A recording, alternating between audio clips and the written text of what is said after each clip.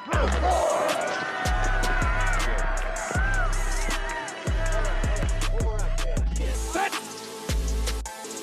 4, 3, 1.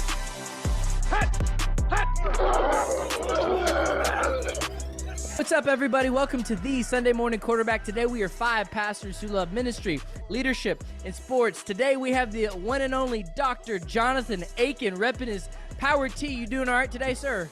I'm doing great. Thanks for having me. Yes, sir. John, I brought a Cowboy fan, but we can't wear our Dallas Blues after that butt whooping we took last week. How you doing today in Virginia? I'm carrying on the 49ers red here. Brock Purdy put it out. Oh, what a bandwagon fan. Dad, what did you think of that garbage last night? Nashville Titans finally got a new coach. How are things going down there? Optimists. The people are excited. We're still licking our wounds. Vrabel's a great coach, but, we're encouraged. And then Paul trying to send me Dak memes last night when Tua is all out too. Paul, did you have a good day at church yesterday? We did, man. It was really encouraging. Had 2 baptisms yesterday, which is really great to kind of cap off the end of January, which is awesome. So really good Sunday, and the Dolphins are still frozen in Kansas City, but that's okay. They are. Well, hey, let's dive in, fellas. Man, what a big football weekend. And, John, though, I think I noticed you most just by your sports commentary on Twitter. So I saw you tweet something out. I'm like, uh-oh, this guy knows his sports, especially when I found out you're a Cowboy fan. So why don't you take us into your instant reaction? Why don't we start with the game last night, 49ers, Lions? What stuck out to you? What were some takeaways, and what'd you think? Well, I think so. One, I was pulling for the Lions, but honestly, it was difficult for me to pull for the Lions after all the garbage that came out of the Cowboy-Lions game. Yep. Apparently the refs missing one call is bigger than the refs missing a tripping call that would have ended the game anyways. And so, but I still wanted them to win because as a Cowboy fan, I hate the Packers and I hate the 49ers. Mm-hmm. And so nobody hates the Lions because they've never done anything.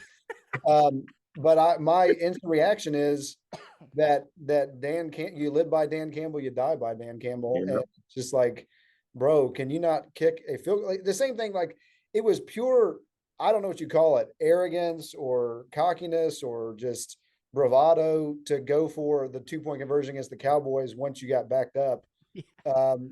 Last night, I mean, he obviously the drop pass turned the momentum of the game, but if you take the points that you've been given, then we're having a different conversation today. The wheels came off. The 49ers and Brock Purdy continue to be the luckiest team in the league, in terms of just absolute meltdowns by the Packers and the 49ers. And so, that's where we're at. Thank you. I appreciate you. Somebody other than me and my dad could bring in some wisdom to the show. John's a former Redskin fan, so he's just rocking that crimson. John, how were you feeling in the first half when your 49ers are looking like trash again?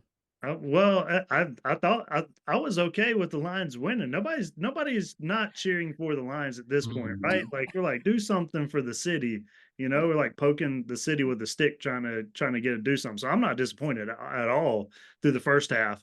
But I am disappointed that when they rallied, luck, skill, combination of all those things, as every game is, that Joseph, you still continue to just crush Brock Purdy. And even though he showed up in playoffs in the way Dak has yet to do. So I'm not mad. I'm not mad at all. Hey, John, you want to help me out here? You want to give a retort? See what I got to deal with? He scrambled 4 times, okay? But he looked terrible in the first half. And everybody's saying he's the second coming of Joe Montana. Aiken, what'd you think? Here's the thing. The thing is, listen, I will give Brock Purdy credit for he is incredibly poised. But there's 15 quarterbacks in the NFL who could do with this team what Brock Purdy is doing with this team. Agreed. Hey, John, if you put Brock Purdy on the Carolina Panthers, you think he's a game changer? Your Panthers. You think he's a good game changer? Certainly compared to what's currently there under center. So I'm not trying to be a jerk.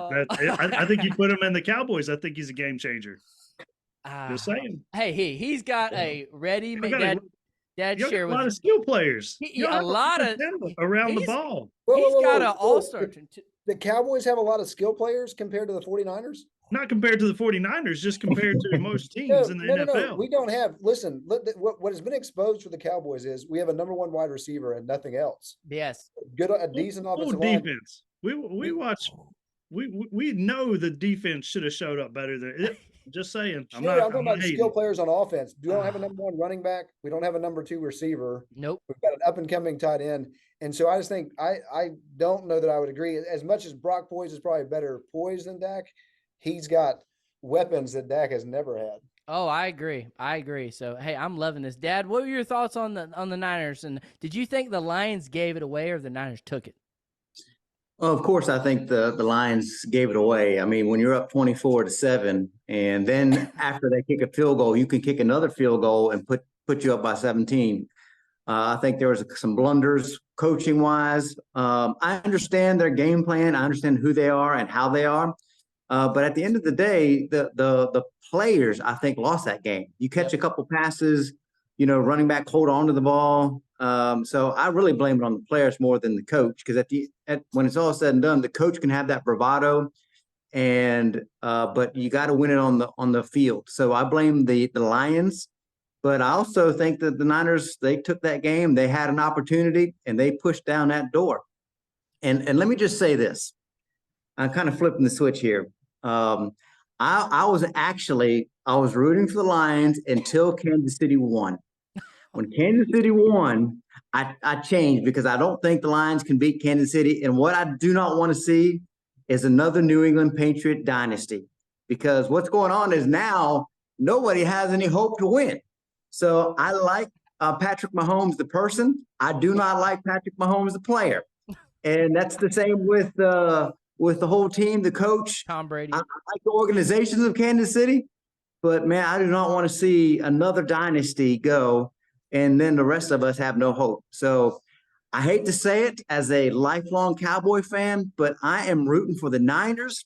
I was actually rooting because I think that the Niners, they've got the horses to win. I don't think that the Lions do. So yeah, that's where I'm at right now. Paul, before I pass it to you, let me just say, John Aiken, this is a little therapeutic having another Cowboy fan after John Richardson has put us through all this garbage all year. Hey, but I found myself being envious of Dan Campbell and his culture. I would take Dan Campbell all day over Mike McCarthy, of just a gritty, bite your kneecaps. And, he was a Cowboy. He played here. He's coached here. Mm-hmm. I mean, I would take that culture all day over scheme and all that.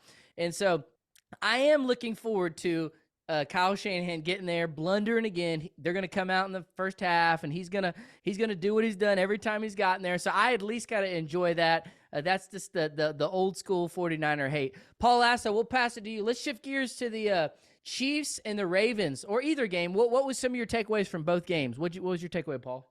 Well, I'll just say for the Chiefs and the Ravens, because I didn't get a chance to watch much of the 49ers and Lions. We had a small group last night, so I was just looking literally. Oh, you moved that small group, bro. No. Priorities, bro. Yeah, sure. Hell, let you just use my, pastoral duties to just go ahead and just shift everything. Who cares, right? Amen. Yeah, no. So I was just literally watching it all unfold on my phone. I'm like, wow, they're literally gonna blow this thing. They're gonna blow it, and sure enough, they did. But Chiefs, Ravens, I think everybody would agree, and maybe I'm speaking, too frankly with that, but the story for the Chiefs was their defense. That's what won their game last night. It was just, incredible to be able to see them stop the Ravens the way that they did. And it just goes to show, man, Pat Mahomes, Andy Reid, that defense, it made it happen last night. And it was just really, really, really cool to see that. So they played the way that they needed to. It's this decade. This is what we're going to have to watch, right? This is 2023. It's not 2020 right anymore. So it's not COVID this year, but here we go again, the 49ers and the Chiefs once more, to see what's going to happen for the Super Bowl. But dude, that defense was lights out, and it has been. That's not just last night that decided to turn it on. I think if you look at the last several games for the Chiefs, their defense has been on it. Here's the thing, too, and if Patrick can pull this off, this is the worst receiving core he's ever had. And if you're thinking back to all year, they're just nothing. And, man, when the playoffs get here, he gets them to flip that switch, and him and Andy dialed some sick calls up. That little alley-oop pass, he was, even though they didn't score a lot in the second half, he was moving the ball, converting. So let's preview Aiken. I'm going to pass it to you unless you have something you want to add here. Go ahead. They didn't score any in the second half. Yeah, they didn't score any, but hey. No, they had three and outs. They were pitiful in the second half. Here's the bottom line is this, and I know this is probably makes people uncomfortable. Lamar Jackson is he's a way more athletic Tim Tebow. I mean, that's the bottom line is he cannot throw the football. I mean, he's not a great thrower of the football. That was clear last night. It's been clear in most of his playoff games. He was pathetic in the first half of last week's playoff game. Yeah. And was able to come around. He's a great runner of the football. He's not a great thrower of the football. And so that was the difference in the game. The Ravens had every opportunity, but they turned the ball over. When the Chiefs don't turn the ball over, they don't lose. And Mahomes did what he had to do in the first half, and they shut it down in the second half. So yeah, and they did look trash, but that nice little third down. I mean, when he needs it, they got it. Hey, let me add something. I agree with him. I also, in the first game, I said it was the players, not the coaches. This game was the coaches because they came in as a number one running team and they did not run the ball at all. And if you remember the Buffalo, they didn't run. If you remember the Buffalo game, Buffalo ran all over Kansas City and they got in trouble for doing the same thing. They stopped running the ball and started throwing the ball. And so, and not only that, but I think Lamar is a much better passing with slants and short routes, and they didn't do any of it. So they stopped running the ball, and then they started throwing the ball deep, which is his worst passing percentage. So I thought the game plan was terrible. Yeah. And of course, that defense after the first quarter, I think they scored 3 points. Mahomes had 69 yards in the second half passing. So the defense was there, as terrible as they did in the first half, but they did not adjust schematically. And they allowed Lamar to do what he's not good at. And so, Lamar has a huge part of that loss. But I think the coaching was right there. They did not help him at all. Yeah, he's definitely not a sit back there pocket passer. And Odell Beckham, nothing. All right, Aiken, why don't you? I was just going to say, they ran the ball 16 times. 16. Yeah, that's it. Running team. Which was not the story the week prior. That's not what they did. It's just odd. I don't understand that. We can add in there that just a lot like Michael Vick, Lamar's going to fill the stands, but he's not going to fill the trophy case. I think that's just the case at this point. I think we've seen it.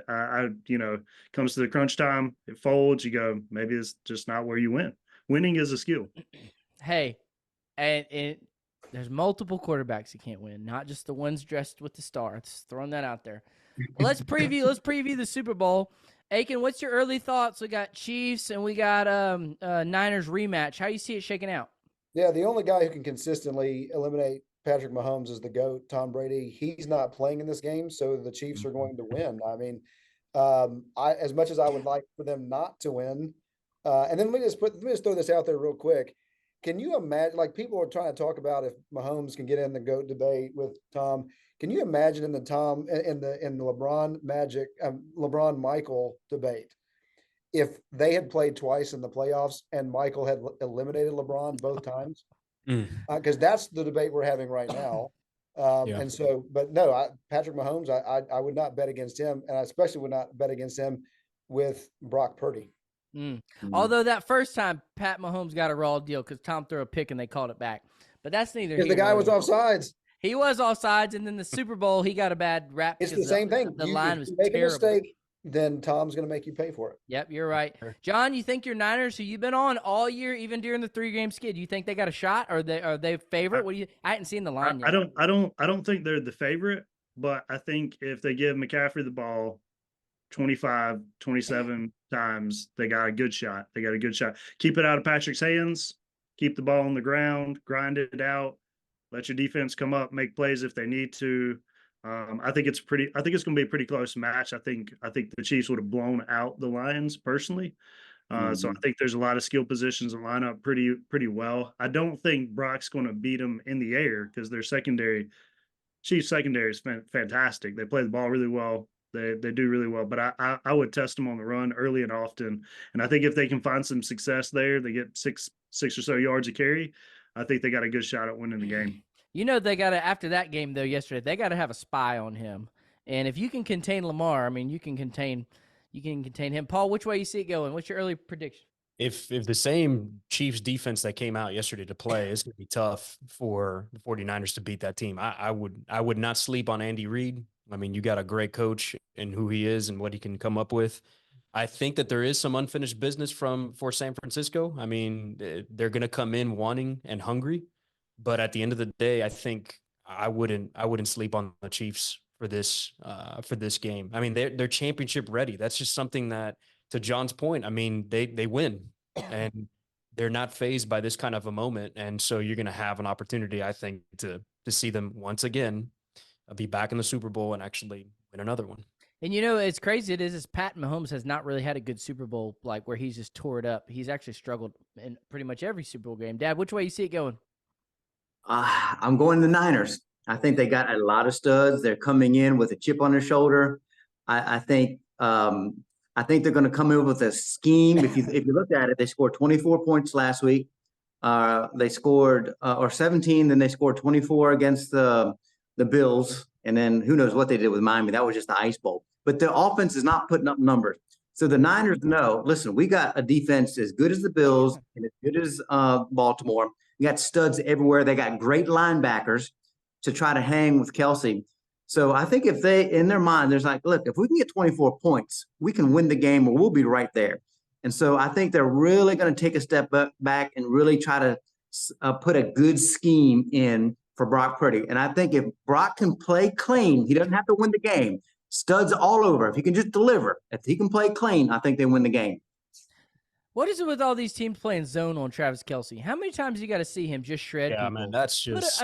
that's over and over, and I don't understand. Just looking for opportunities to cut to Swift up in the box every other segment. So it's a scheme, man. It's a scheme. I wanted to know about that, like, because there's one other team in the National Football League that knows how to deal with, cuts like that constantly go to another person that has absolutely nothing to do with what's going on the field. So I wanted to ask you guys, like, how do you guys deal with that with Jerry Jones? Because that's like, if he's eating a chicken finger, they're showing Jerry Jones. So I mean, it's either Taylor Swift or Jerry Jones. So how do you guys deal with that? I was just curious. All this talk about the Niners, John's Niners, as many Super Bowl appearances as they've had, they haven't won a ring as long as we have. So that's all I got to say to that. I get all that. I'm just curious. Hey, we're over Jerry. We're over his promises. That's your biggest problem is Jerry. That's your problem. We're over Jerry. So, it just makes me upset talking about it. He tried to switch the momentum by honoring Jimmy Johnson this year. It looked like it was going to work, and then we screwed that up too. So.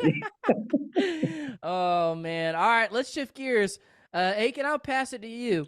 As a Tennessee fan, how do you feel since we've recorded? We are now in the post-Saban era, so we got Harbaugh moving out. We have a moment, please. We have a moment for Saban. Saban's out. Harbaugh's out. We're opening up to a 12-team playoff. How do you feel as a Tennessee fan and just across the landscape moving into this season of college football? Well, to be clear, I'm primarily a Miami fan, and so I feel pretty good for Miami and I live in Knoxville and live with a Tennessee fan, married to a Tennessee fan. And so I think everybody's encouraged and is hopeful that Alabama is going to take a step back. I mean, the guys that were running Indiana, like 2 years ago or whatever, are now running Alabama. So hopefully they'll take a step back. But the problem is, all these guys are wanting to get out of college because of NIL and transfer and all this stuff. And Kirby Smart apparently has figured out the cheat code. So, and I don't have any real confidence that Tennessee is going to be able to overcome Georgia. So I think they're good enough to compete to get in the 12-team playoff. I think Miami, if they keep stacking recruiting classes like Mario's doing, and getting transfer portal quarterbacks like we did this year, can compete to be in it. But as far as competing to here's the bottom line too. People wanted to pull the plug on Harbaugh back during COVID and said he's a bust. He's not going to ever change. It took him 8 to 9 years to get Michigan where they were consistently beating Ohio State and even making into the playoffs, and still were kind of wetting the bed there. And so there's not that long on ramp that most guys have. And so most teams need to be way more patient and try to just build culture and stack these things. And in NIL transfer portal world, you can do some of that, but some of that becomes difficult. So I'm just hopeful for a better TV product, more competitive games. I thought the first 2 games this year in the playoff were fantastic. And I'm hopeful for more of that. So I'm excited about it. I agree. John, what do you think? I'm thankful. You know, I picked Michigan. I'd like to pick San Francisco. I'd like to go 2 for 2. I'd also like to pick the Tar Heels to pull it out this year in the tournament. Just throwing it out there. First time running 9-0 in the ACC since 2001 season. It's been a while, right? That's a shout out Sean May and Raymond Felton, right? Yeah, we're going way back before then. So, but nonetheless, I think if you're looking at it, it's got to be cumbersome, right? It sounds a lot like living in the belt buckle of the church, where members just kind of switch back and forth between churches. You're like, wait a second, invest, and they go down the street or whatever, and they come back and they move back, and you're just like, well, wait a second, what happened here? I think at some point they're going to have to put some kind of cinch down on this, right? Like at some point it's going to get out of control, and people are going to be like, man, there's no committal. I'm spending time and money and energy. And I also think maybe just the purist or old school, whatever it may be, like, could we just forget that somewhere along the way, this was about a college degree and education? And flipping all over back and forth, it's like, oh, well, the sports has become more important clearly than the educational institute or whatever. And it's kind of disappointing, both for the fan base and the people graduate from these schools, and also just the chance you have to go, hey man, college football and going pro and other things may not be for everybody. What are you going to do to set yourself up for the future in a helpful way? So I'm not a big fan. Dad, what do you think? Well, I think for one school, with these 2 coaches leaving, they're saying hallelujah, and that's Ohio State. Ohio State, now you don't have Michigan, and big bad Bama's gone, and then you have Georgia there now. But you know, SEC's, they've got a lot of good teams. Texas coming in, so the Big Ten's got USC, right? And they got some teams. But USC's kind of weak. You know, you got some teams that are kind of weak, and so Ohio State's always been that. They're right in the middle. They usually have, you know, good offense, good defense. But now, you know, those 2 coaches are gone. SEC can battle amongst themselves, and they'll be on the other side waiting for whoever. But I'm excited to see the playoffs. I think you're going to see some young teams that would never be able to have that spot. So I'm excited for that. And then, John, I'm with you. I'm kind of mixed with how all this is transpiring, because I don't really know what they're going to do to fix it. It needs to be fixed. There need to be some parameters. I understand about the money a little bit, because there's so much money out there and it's going to somewhere. And so the athletes are saying, hey, we'd like a little bit. And so I don't know how to wrap my mind around that, but they're going to have to figure out something. But if you don't have a lead person in the lead organization, NCAAs, they're all over the place. I don't know how they're going to get there, but there's so much money. I think if they don't, it can be like a big snowball going down the hill, and it just goes too fast and just obliterates everything. So I'm not sure what they're going to do, but I do think that the playoffs 12 system is going to be fun to watch. New teams. Ohio State, I think, is excited more than anybody else. They've got money, culture. They've been banging on the door. So I look to see some good stuff next year in college football. Yeah, it'll be interesting to see too, like, what's the loss stipulation? Like, okay, you can get in and lose 2. Is it 3 is the loss stipulation? You know, the conference championships, which Chip Kelly, I can't explain the whole thing, but he put a theory out there on how to break up the conferences like East and West. It was very fascinating if you didn't hear it. So I think that'll be interesting. Paul, the real question is, does Miami make it in the first year? Dude, look, I'm with John. You know, Miami, it's going to take some time. It just is. You know, you start kind of seeing some little hopeful hints of what might happen, but then all of a sudden it's, I don't know. After Fumblegate, I just lost hope with. Hey, I got a question. From one Miami fan to another, John Aiken, were you awake during the Fumblegate? Because Paul had to preach the next morning, and he didn't even watch it live. He found out before his sermon. I was livid at like 5 a.m., man. I was like, why did you just not kneel? I don't understand I was preaching the next morning. My family was with me.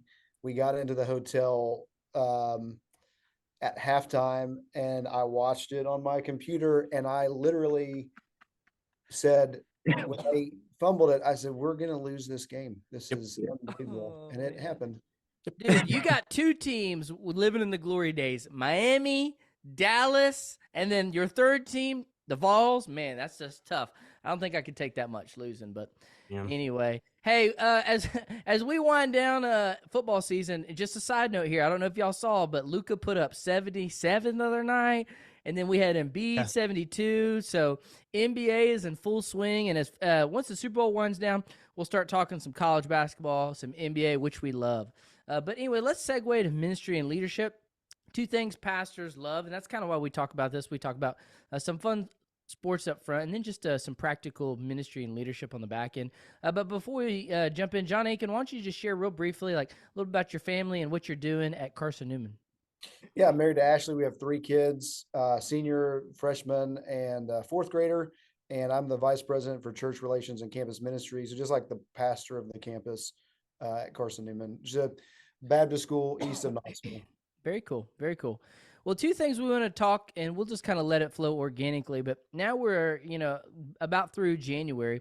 And so I wanted to talk a little bit about church trends that we're seeing, some positive, some negative. And then if we have a second, we'll talk about pastors and delegation. But John, in your position, you see a wide variety. I know you just got out of an interim role and probably do some consulting and keeping your ear to the ground and also being tied into the education of young ministers and pastors. What are some positive and some negative trends maybe that you're seeing thus far, or that you're hearing about, or you're seeing in real time that you've noticed? Yeah, and so I do work for the North American Mission Board, overseeing a leadership training institute. And so I'll say one positive. I think we're seeing young pastors, pastors, there was a reaction to where it was, I think, in some ways helpful to the religious right, where pastors didn't want to talk about politics in the pulpit, but I think that pendulum swung too far. And I think there's a way to, in a gospel-centered missional way, to engage politics. And that I think our people need to be shepherded in that way, and to be thinking about how to engage as Christians politically. And we just basically vacated that space and left it up to progressive and left-leaning Christians, who their churches had no problem talking about politics and having politicians come in. And so I'm seeing a lot more gospel-centered engagement there. And so I find that to be incredibly helpful and encouraging. A negative trend, and this is probably not something that's being written about in magazines or, blogs or whatever, Twitter or whatever. Again, it's a pendulum swing. When I was young, and my dad's in ministry, like your dad's in ministry, people would use these phrases about pastors who were overworking and neglecting their families, to where they would say, well, the church is a mistress who's stealing my dad from the family or whatever. And so pastors were like suffering burnout and overworking. I feel like with young pastors, the pendulum has been swung to where now a lot of pastors are underworking and talking, like I've had pastors talk about rest and sabbatical who aren't putting in 40 hours a week that I'm consulting with. And it's even 40 hours a week. And so it's like, we've got to be able to have a balance between being there. 1 Timothy 3, qualified because we're good managers of our household. We're loving our wives well. We're loving our children well. We're not, the church is not a mistress. And I hate that language, but we're also not using that as an excuse to be lazy and to not shepherd at the level that we need to shepherd at. And so those are two things that I'm really dealing with young guys that I'm talking to a lot right now. Interesting. Paul, you want to follow? You can speak to any of those or any that you're seeing. No, that's helpful to hear. Just to be able to kind of see what some of the guys are struggling with and all the rest. I can't say that I've not heard that. You're right on what you have been saying, John. I mean, it's interesting to kind of see rhythms being built into, work environments for some of these guys, where as soon as things get hard or difficult, or there's some extra time or effort that needs to be put into something, whether it's shepherding outside of the office, and not having to sit down and be comfortable enough to be able to work however many hours you want to for the sermon or whatnot, you can kind of start to see the wear and tear a little bit. And the first thing that happens is, hey, I need some time. I need a break. I need a, and it's just like, man, you have to understand, this is part of the ministry. You're gonna have some long hours. There's gonna be things that are not gonna be scheduled that you didn't schedule that are gonna be part of caring well for people when they're hurting and when it's hard and when there's deaths, or when you're gonna have what feels like 13 different emails coming at you at the same time, all with different problems. And I think that may be the weight that is shouldered, that you gotta learn how to navigate through it and work through it. But I think a hard work week may be like that for several weeks, and sure, you may need to take a break when that comes, but that's part of the rhythm. And here's the thing, it's hard for me to be able to quantify that and hear that with some guys when we have rock star volunteers that work 50 hours a week in their regular job and then come and love nothing more than to pour into kids and students on Wednesday night and give of their time, their energy, their effort. They stay up preparing for those lessons. They wake up early to come to the church to prepare things on Sundays. Like we really have to do, I think, a better job of realizing how much our people are bending over backwards and working hard, caring for their families, and even giving of their time and effort to the church. And if we're running around saying, man, we're tired, there's something that's not fitting in there correctly, if that makes sense. Yep. Hey, we got about 4 minutes. John, you want to give us one quick, and then Dad, you can take us out? Sure. Yeah. I mean, I think he's right. There's definitely this pendulum swing back and forth. You saw the pastors, especially in the we call boomer area where they kind of built these monstrosity of kingdoms that they're maintaining and upkeeping. We saw a lot of burnout, some things difficult out there. And so you had children that watched that and then were like, look, I don't want to walk down that same path. And so I'm going to overreact to this such a bit, put up some parameters and walls that were really too high and too hard. And not enough gospel grace in there. And I think if your work is as worship, and not just income to put things together for your family, but if you see it as worship, I think there's going to be moments where you're going to be, like Paul said, you're going to be pouring yourself out and exhausted. But I also think part of the issue is, at least in our valley, we have a lot of pastorless churches right now. We've not done a good job of raising up new elders to fill these roles of these churches. And the pipeline's dry in a lot of different places. I think we have about 30 in the valley where I'm at. And so, and some of that's because the work is hard and it's not as socially acceptable. And there's a lot of different factors pushing in on that. But I think some of that is also maybe seeing some of the burnout and the frustration and the lack of community for the pastor at the top. That people don't want to dive into. And so I think, moving into 2024, I think the rebalance is going to have to happen to raise up some new aspiring pastors, and then look for ways to plug them in healthy rhythms instead of just boundaries all the time. Dad, 1 minute and you can take us out. Yeah, I'm going to do something different. And it's not really a trend that's just here lately, but it's been for a while. But I think with the millennial group, particularly where I'm at here in Nashville, when people are becoming aware of their sin, in need of a savior, it's not necessarily now just one sermon, hit the altar and come get saved. It is work by pastors, teachers, people who love the Lord, and noticing and doing the extra work to be aware of where they are spiritually.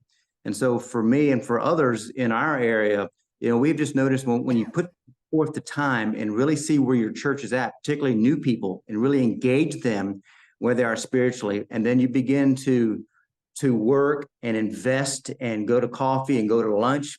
It is a longer process now to bring somebody to the Lord. However, it seems to be more genuine and more real than just a momentary, altar call. So I'm still for altar calls. I do them when I feel the Holy Spirit lead me, but more importantly, I'm really, taking a look at where our people are at and working hard spiritually to take them on their journey that God's going. And then, when they come to the Lord, it just seems to be true and authentic.